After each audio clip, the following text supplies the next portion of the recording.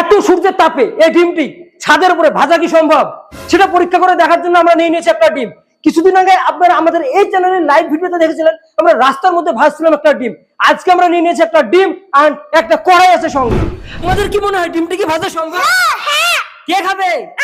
তো চলো ছাদে এসো। চলে এসেছি ছাদে, আমার হাটে আছে ডিম, আর ডিমটিকে এখন ভাঙবো, ভাঙার পরে রেখে দেবো এইখানে। এখন বাজছে 11টা 50, আমরা টানা 1 ঘন্টার জন্য রেখে দেবো ডিমটিকে এখানে। তো আমরা ডিমটিকে ভাঙবো, ভাঙার পরে দেখবো ভাজা সম্ভব কি সম্ভব না।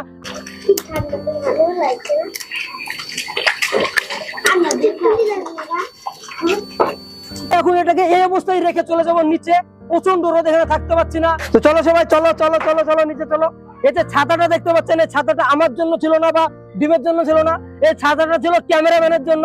কারণ এত রোদ, ক্যামেরা ওভারহিটের কারণে বন্ধ হয়ে যাচ্ছিল বারবার, সেজন্য ছাতাটা নিয়ে এসেছিলাম। তো ক্যামেরাম্যান এখন ওইদিকে ভিডিও করছে, তো আমরা এখন